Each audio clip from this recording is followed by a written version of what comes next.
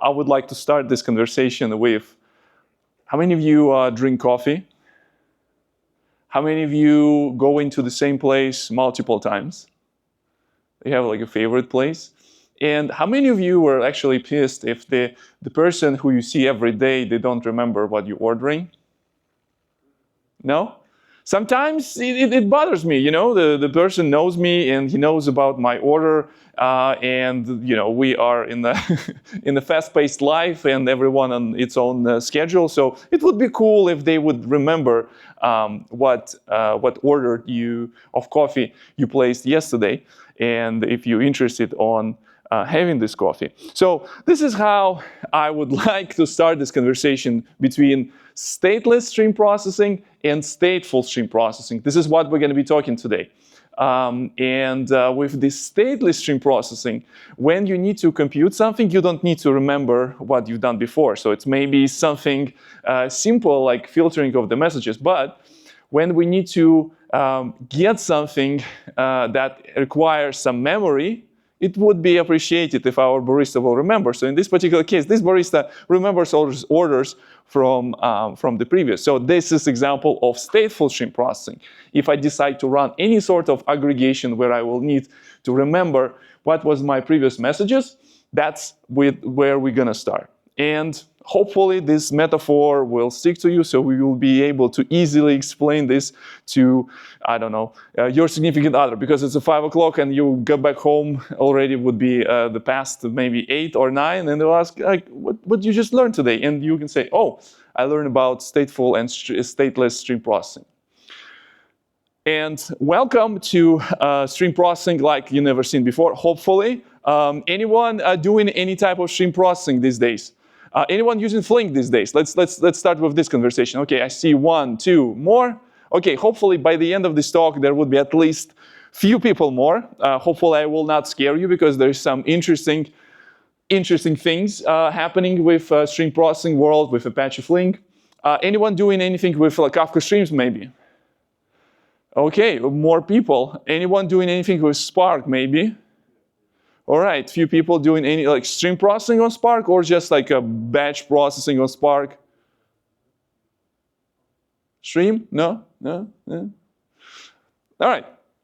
So stream processing, that's the stuff that I was doing for the last, I don't know, 7 or 8 years. My name is Viktor Gamov. I work as a principal developer advocate at a company called Confluent, founded by original creators of Apache Kafka. And now we kind of stepped beyond Kafka-only company. And now we're doing all things with analytics. We're doing stream processing, managed the Kafka cluster, and all this kind of stuff. And today I'm going to talk about one specific thing. And if I would be mentioning, or if I will be talking about stream processing, I would imply that the stream will come from Kafka in most of the cases. Anyone using anything except Kafka? Or are you using Kafka at all?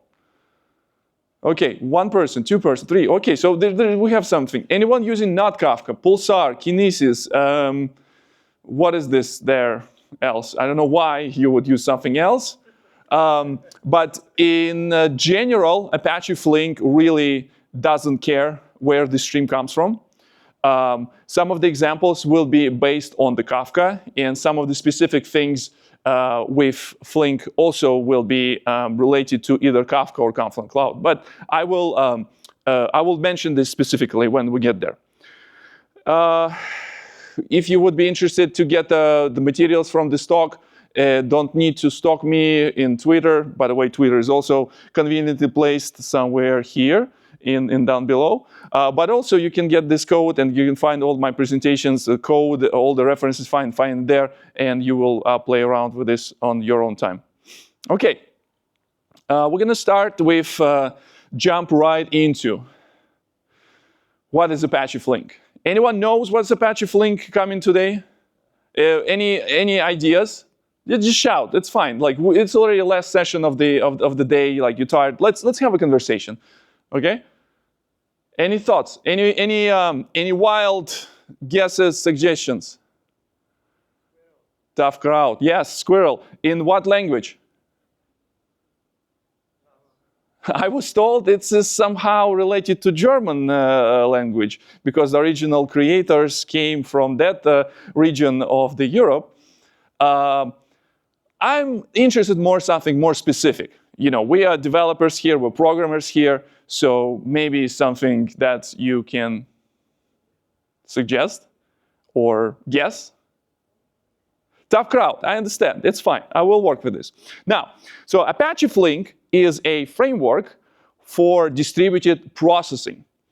And this framework and engine and cluster and all the bells and whistles and all sorts of family-in-law exist to solve the problems of processing data that comes sequentially in the form of stream or in form of batch. But batch would be just one of the corner cases of stream. It's kind of, you will have unbounded stream of events or stream of data, and bounded. So in case of a bounded stream, it's your batch processing. So Flink is universal and general purpose processing system. Do you need Kafka to do this? Yes, that would be ideal because Kafka is the streaming source. But essentially, Flink as a general purpose system will not require you to have Kafka.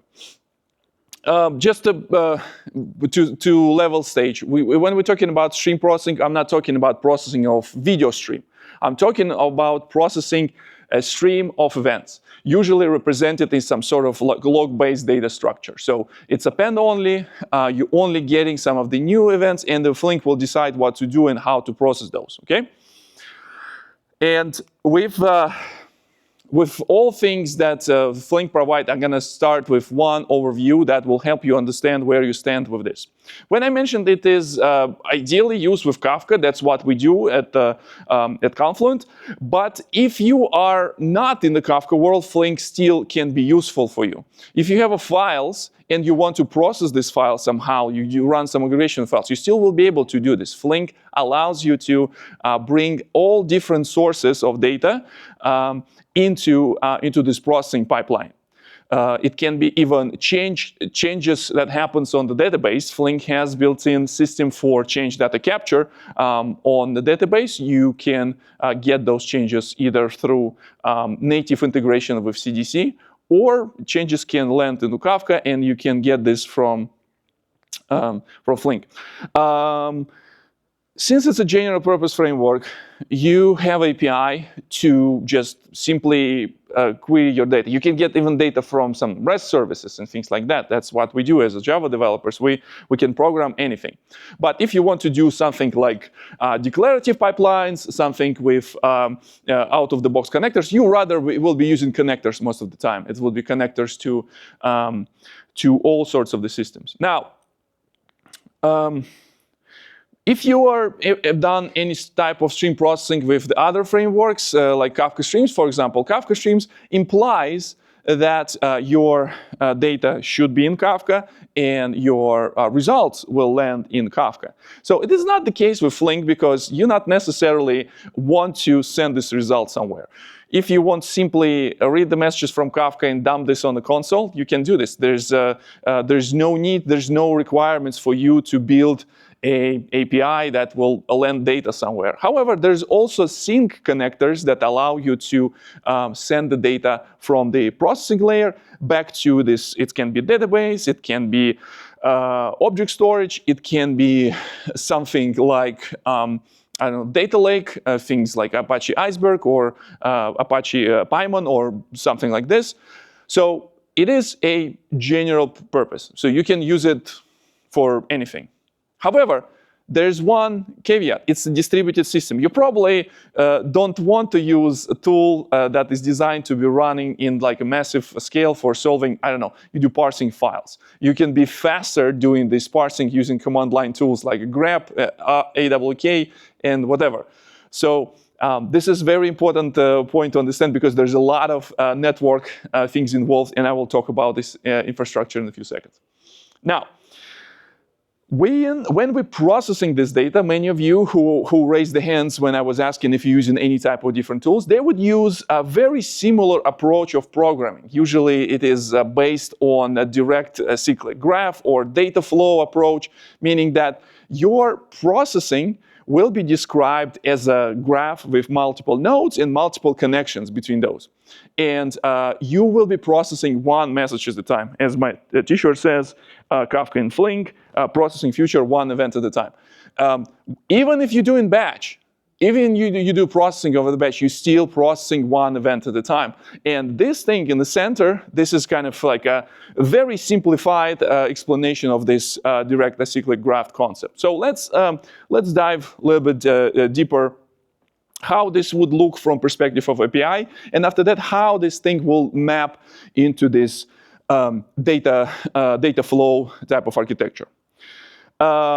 As a Java developer, we're going to start. Any Scala developers, by the way, like it'd been a while if I ask about the Scala developers. 1, good. Last year there were 3, now it's 1. Hopefully by the end of this year we're going to be no Scala developers because Flink 2.0 finally eliminates Scala API, so Java API, all the things. That's an obligatory phrase for my Scala people. Now, with Java, we're starting with defining the execution environment. And this execution environment, if you're running this locally, it will be creating some instance of the Flink runtime inside your JVM. If you will be deploying this job into Flink cluster, this execution environment will bring information about the cluster in. It has like some sort of dependency injection style. So that's why when I call it like a get execution environment, wherever I'm running, it will give me the required information. So next thing is that we're initializing this data stream. So in this particular case, I will using very simple. So I need to come up with some use case that I can fit in one slide so you will understand how the programming with Flink would look like. And in this particular case, I'm not using any connectors. So in this particular case, I'm just populating my environment with some data, in this particular case, from a collection of elements. And after that, I'm starting my processing. And the processing would look very similar how you do Java util stream type of processing. You have your collection, and after that, you kind of like putting different functions, and those functions will pass the result of a previous function down here. In this particular case, I'm just simply want to do word count, which is hello world of any type of data stream, data processing. And the map function will create a pair or tuple of value, our word, and the length of this word. And after that, we will be passing this down into next operator. And as a result, I, for some reasons, I skipped this, but the result stream will be printed onto console, and you will see, say, what do we have here? We have a banana, we have a cherry, we have a apple, date. So we will have like one for each word. So that's the API. That's your program. But you know, it could be that simple. There would be more things. Now, from perspective of how this thing would be running, first of all, let me do like a quick stop and explain why I think it's important for you to understand, you know, this underlying concept. Anyone heard about like mechanical sympathy concept? All right, 1 person, 2 people. Great. So essentially, that's the idea that when you are racer, when you're driving a very fast car, for you to make better decisions, how to drive this, like this car, the piece of art or piece of the engineering, the genius, you need to a little bit understand what is going on under the hood. And having this understanding will help you to make better decisions when you're driving the car. Same thing when I'm explaining this kind of like a complex system like Apache Flink, because I need you to understand how the things working conceptually underneath. So when you will be, most of the time will be debugging and finding the problems in your code, you will understand where to look. And that's why we go in a little bit deeper on the conceptual things. And we talk about the graph of this job. And we have two elements of this on this graph. We have an operator, so one particular function that will be performing certain action. In our case, that we have this like mapping function that will be taking data from one format and transform it to another format. There would be a connection, but usually in API we don't see it. It's a kind of like a chain calls, and we will assume that result of one function call or one operator call will be passed to another. Some of the things internally, it depends on the source, depends on if the source supports the accessing data from the source in a parallel manner, allows us to parallel certain operations. In case of Kafka, Kafka scales based on topics and based on partitions, specifically in case of partitions. And that allows us, say we have a Kafka topic with 10 partitions, and technically it allows us to run 10 parallel consumers that will be reading data from each Kafka partition. So we can run this in 10 different threads. Why are we doing this? Because we might want to read this faster, and in this particular case, it is shared nothing architecture, so each individual operator will not need to share anything in this particular case. They can do things in parallel. When we go in next, we're going to pass this to another operator.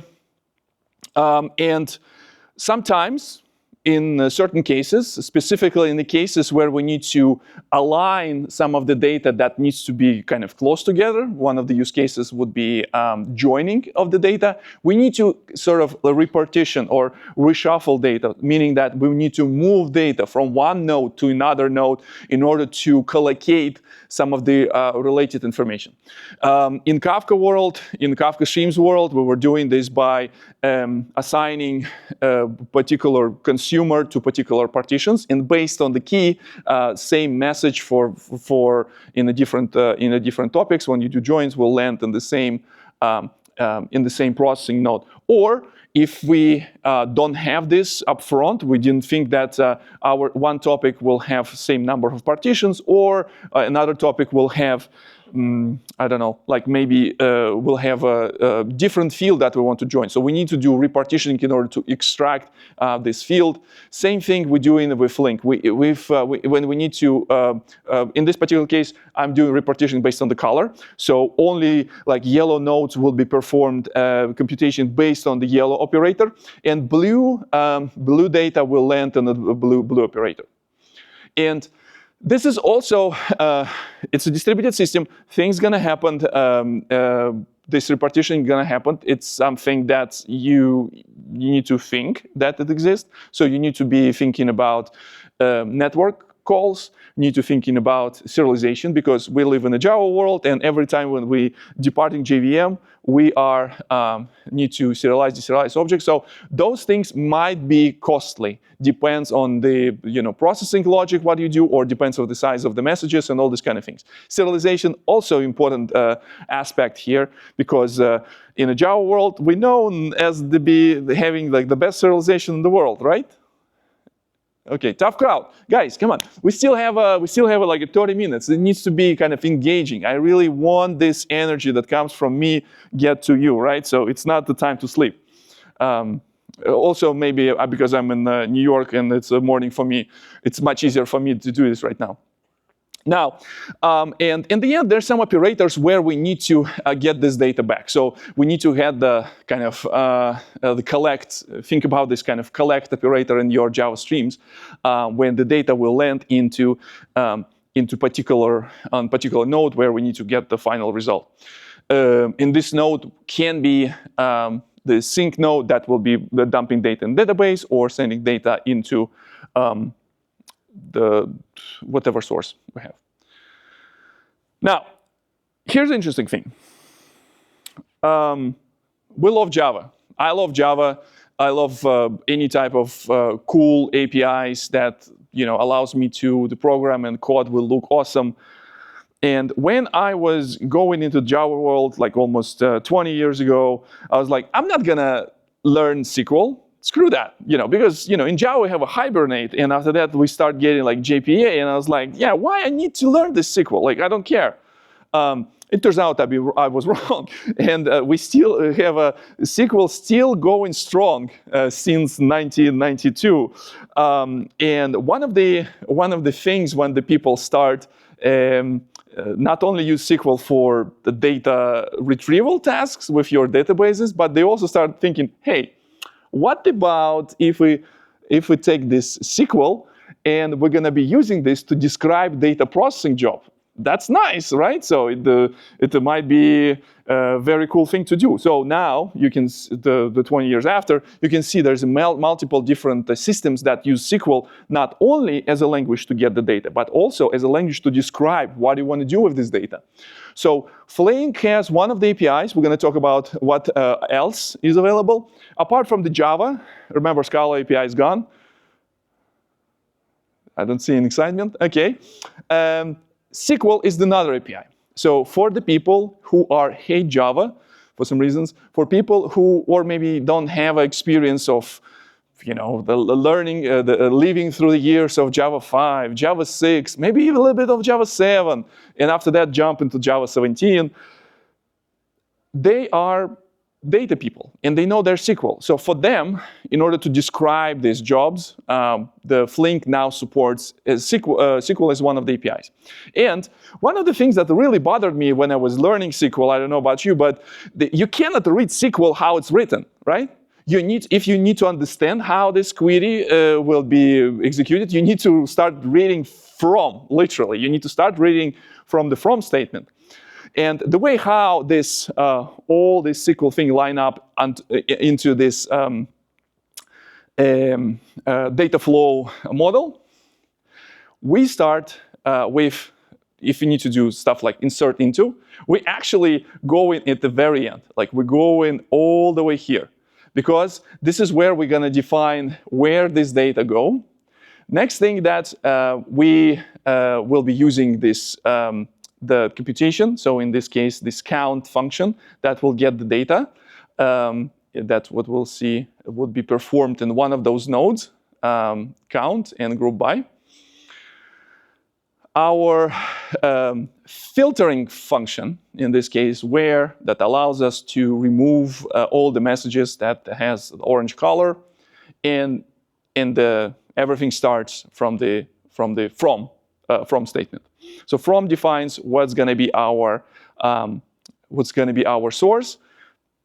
Insert into will define, or you can do things not necessarily insert into. You can also do create table as create table result as select and stuff.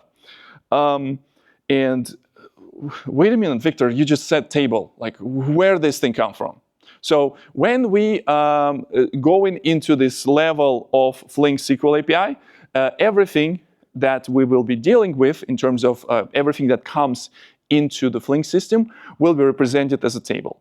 And it can be an external connector, or it can be some sort of like a dynamic table that you can create in order to have some intermediate results. But there is a concept of table that will be represent either end or the sink or source of this message. Does it make sense to anyone? Okay, great.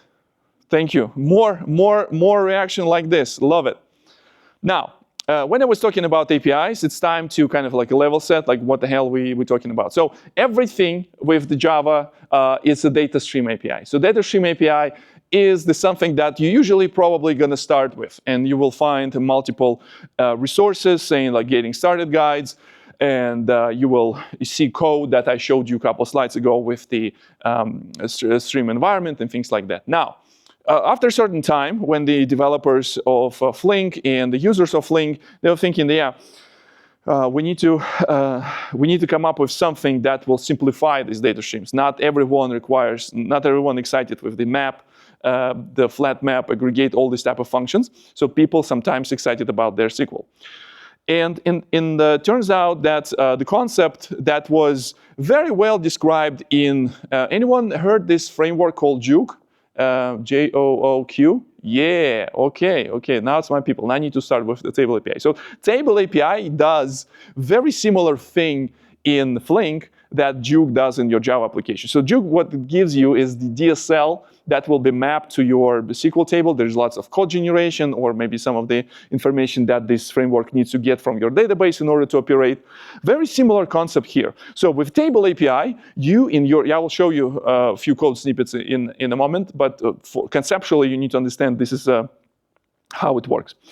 And sometimes when I would start learning Flink, I was under impression that the Table API actually will be using DataStream API, which was actually not true. It's two distinct APIs, and those SQL and Table API things, as you can see down below, there's the code says that it's an optimizer or some sort of logic that will help you to optimize your SQL. And this particular approach is actually very much reminds of how databases are doing this. So you submit your query, there would be optimizer that build the plan of the query based on some of the internal logics and heuristics. They can build optimized plan that will be not entirely look like your initial SQL query. And the question would be here, okay, Victor, now we have SQL here, we have query optimizer. Does it make Flink a database? How you think? No, good answer. And the answer is yes, it's not database. However, it definitely can be a building block of the database. And there's some of the solution out there, some of them cloud-based, some of them on-prem, that use Flink as one of the engines to build new type of database. We call it streaming databases because Flink has ability to ingest data from streaming sources. It has a streaming SQL. Only thing that Flink doesn't have is kind of like a persistent storage. So you need to build this persistent storage in terms of like if you have a materialized view, and this materialized view needs to persist the result somewhere. So you need to figure out it. But you can definitely do that. Flink is a great tool for building this type of stuff. And everything runs on top of the distributed runtime, and all the things that you do in Flink will be end up in some of the low-level operations. Now, with level of complexity, if complexity goes, I think I need to use different line because with SQL, we actually have we're lowering complexity and increasing higher level of abstraction. So we're making things more abstract. And usually, in most of the cases, if you need to do something simple data manipulation, some data transformation, some quick aggregation, you probably will end up doing lots of Flink SQL. Or if you're not in this type of jazz, Table API is pretty good on this point. DataStream API and the processing functions is more low level. Many people who used the Flink back in the day and they're still using Flink, they prefer to have the DataStream API because they feel like it gives them, the power that they can expose. But it comes with the level of complexity and the level of learning curve. You need to understand what you're doing. You need to deal with serialization, all this type of jazz that you need to figure out. And with the process function, you can do low-level things. You can write your own connectors. You can write any type of functions. And if you like to write your functions, you actually can write custom code, custom user-defined functions, and they will be available through SQL. So everything for if you like to write code, if you don't like to write code, Flink gives everyone some of the piece of the pie. Now,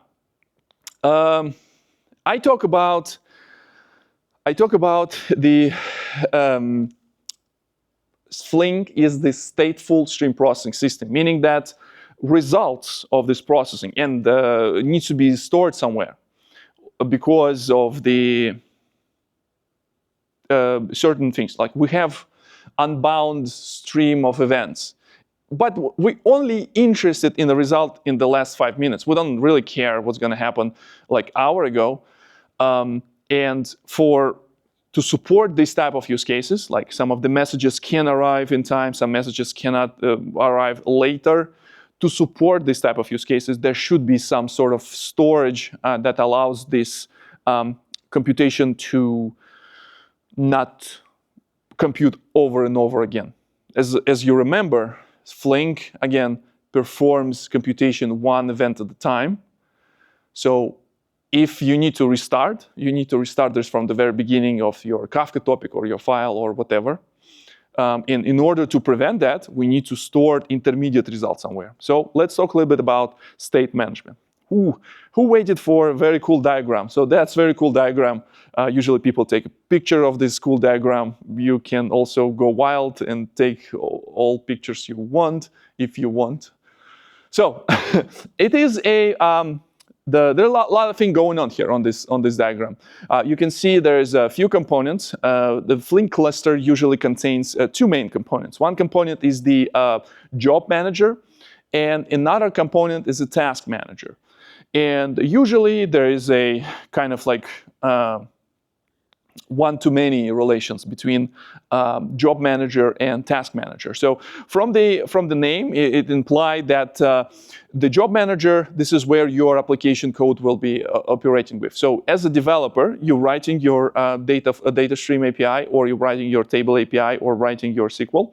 The SQL a little bit different. We'll talk about this in another slide. But at the end, you produce in a jar. So jar will include all the files that you need, and will include all dependencies that you need, and include some of the, the Flink stuff. But if you would be not very good on defining what's the bits of the Flink needs to go into the jar, so I'm talking about provided dependency scope. And in case of a situation where you don't want to have a class loader clash when you deploy multiple versions of the different of the same library. Anyone have this situation in the past? Anyone? Whoever run their applications on application servers like WebSphere, JBoss, they might aware of this. There's some isolation from perspective of class loader available, but still there's some situations where those things not necessarily need to go there. And the job manager, that will be one that will be validating your jar. You submit in your jar. It can be REST API. It can be UI. There's nice UI. And job manager will read this, figuring out what is going on in your application. And after that, based on understanding of this topology, different bits will be sent, or like different instances of this topology. So each and every topology will have its own instance inside the task manager. So task manager, that's the working horse of this application. So all code will be run on the task managers, and inside task manager there is some resource management. You can define different task slots, how many jobs you can run there. There's a lot of interesting things available. So the way how you can define how much resources this particular job can use, all these things are also available. Now, when we start this job, like everything, we read this, and the job manager get this representation of this data flow.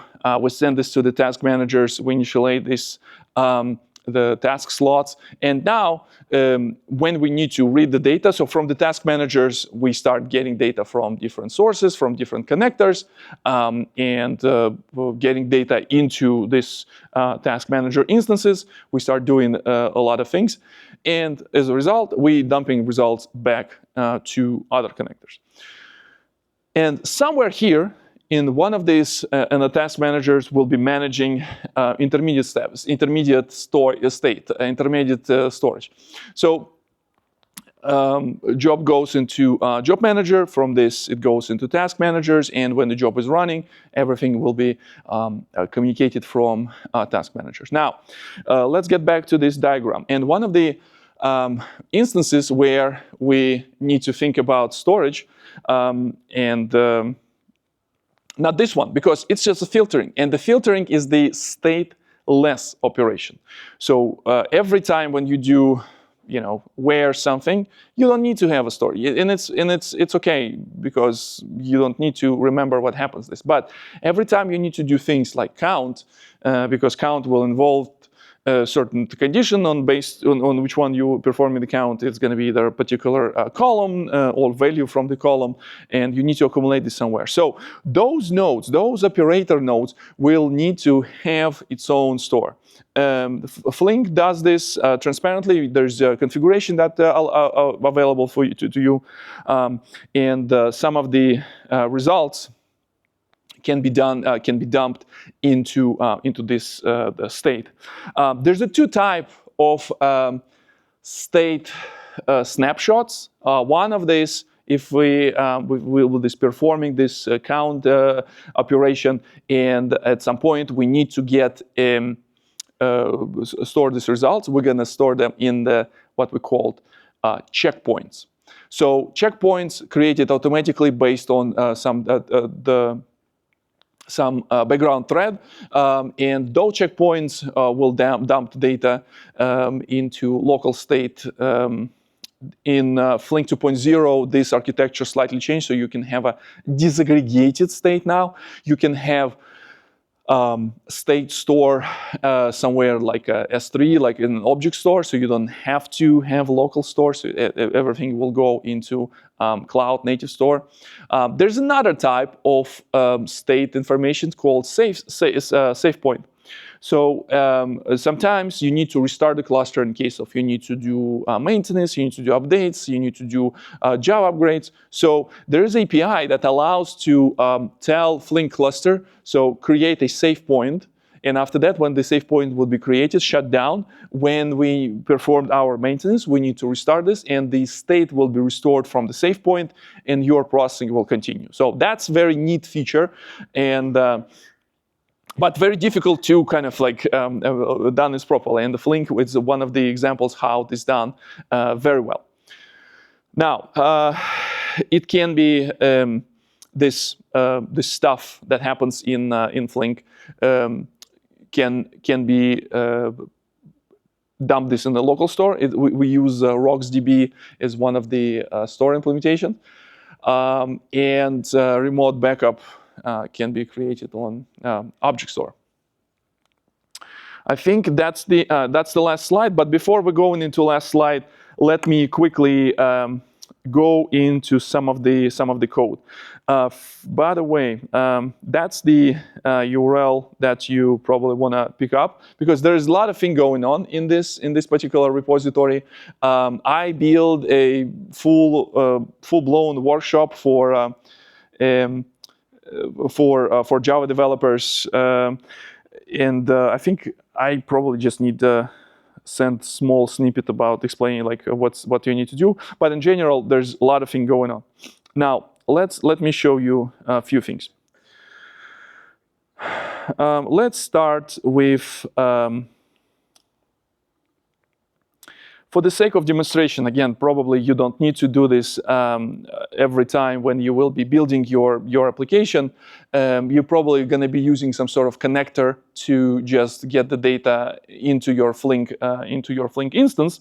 But I decided, okay, so let me go and try to use this low-level API and build a connector that will be simply generating data and send this data into Kafka. So it's kind of like a sync connector. So the data generator, it uses Flink framework. It uses all Flink bits and bytes. But at the end of the day, what it does, it starts the Java process, generate flight information, and dump it to the Kafka topic. So the way how this would look like, let me we are having not a producer factory, not the ever factory. We are interested in main method. We're gonna go here, execute data generator app. Data generator app. So data generator app will include loading some properties, because I need to support multiple different configuration, create some Kafka topics, and now I'm dumping data into this. I create the flight information and dumping this into Kafka. And the way how this it's implemented, it is initializing a. It should be using the Kafka source, Kafka sync. Create Kafka topic is the same thing. Where is it? Our producer. So for Flink will be managing timers for me, and this thing will be just sending data into my Kafka cluster. Now, this is again, we can play around with the code, but this is just example. You probably not need to go with this route if you need to simply generate data and paste into Kafka. But this is just one of the examples how data can be created in Flink. Now, for the processing side of things, let's take a look.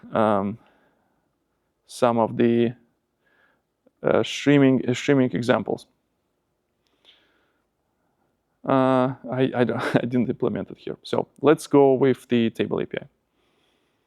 No. I do have this. I have a very good example. So you already saw this example how we can get data from list, and Flink provides absolutely enormous amount of supporting the data sources. Flink does support dealing with Java objects, and in this particular case, serialization will be handled, and that the person object will be serialized by internal serializer. You can define the serializer for the messages. By default, it will be using Cryo. If you will be using Flink in the high-load environment, I would not recommend to stick to the Cryo. Cryo is kind of slow on serialization deserialization because it uses reflection, and everything works kind of nasty in a modular environment. You need to make sure that JVM that you're running has all required open things in order to reflection to work properly. So, but it's there. So that's why I personally prefer to use like external serialization. In my examples here, I will use Avro. So you can deal with the data with Java objects. Flink does support. Where's the? I wanted to show Java record. So in this particular case, where is it? Yeah, so the person is this. It's a Java record, and Flink has support for this. If you don't know types, there is a more table-oriented data structures. In this particular case, it has a raw data structure that allows you to define a kind of like row of the data if you don't know the types. From what I was reading, from what I was learning from the Flink people, the tuple, using tuple is the fastest way, but in this case, you need to do a lot of like stuff yourself. Like in this case, you need to know types, you need to know all this, all the things that you will be processing. So,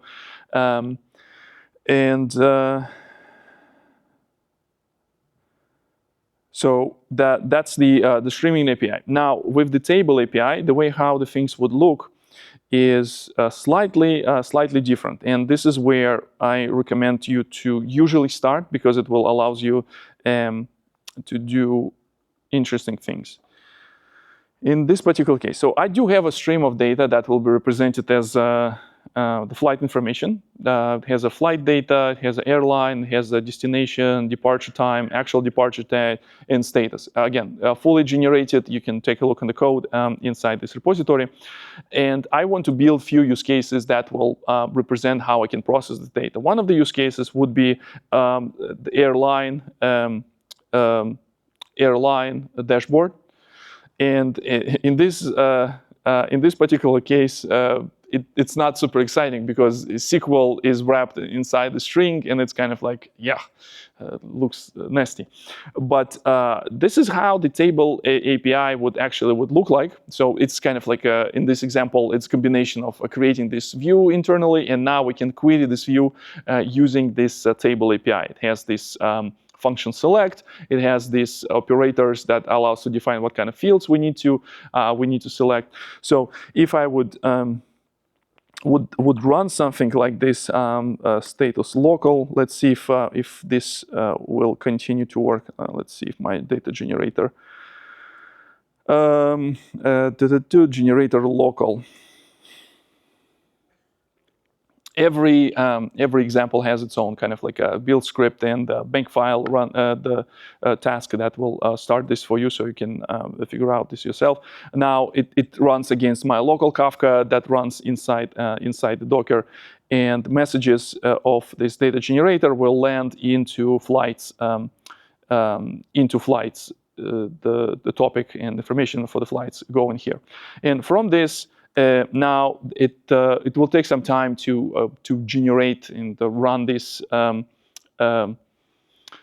table of flights. And the result looks like this, because this is not the great way to represent the tabular result inside the console.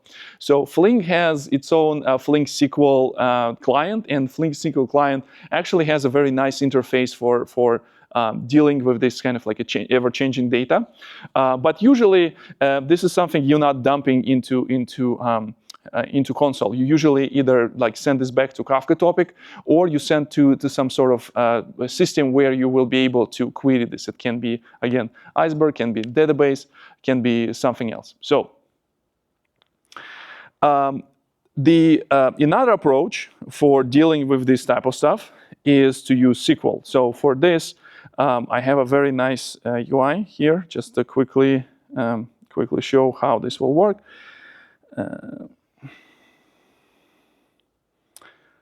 Loading.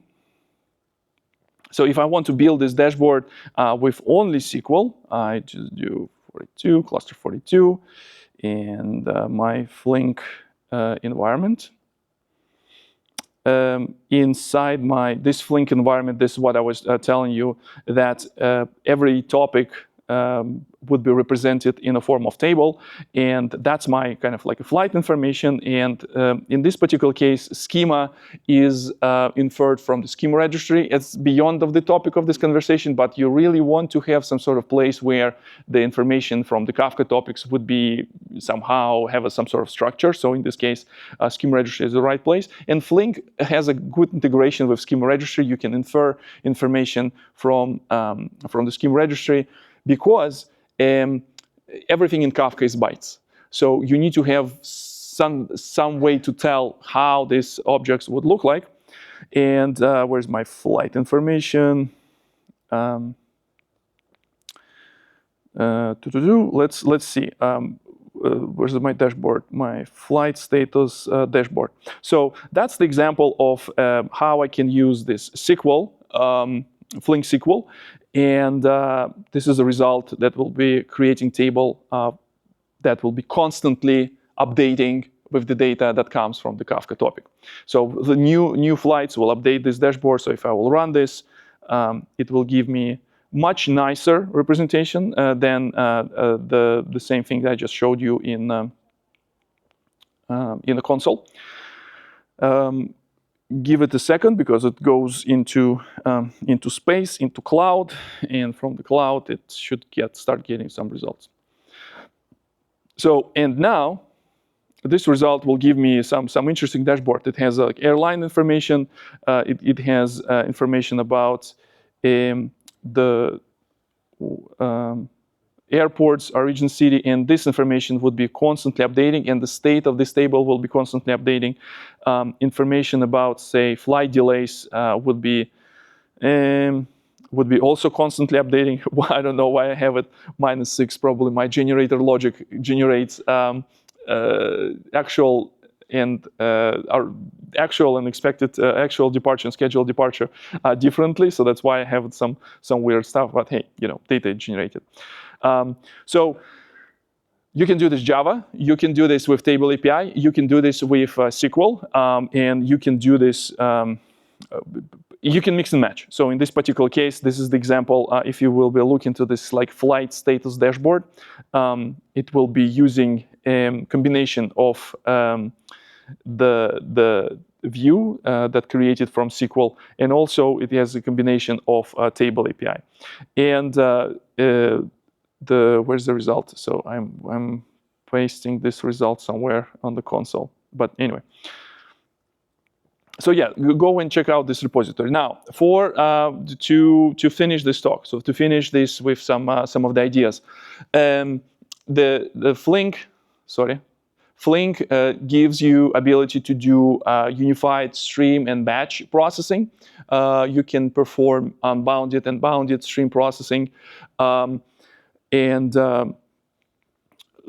any type of streaming system. You can even do things like one stream comes from Kafka, another stream comes from Pulsar, and you can do join on the Flink and dump it into Kinesis. Flink is a stateful stream processing system that allows you to store information, like intermediate information that happened with your application somewhere.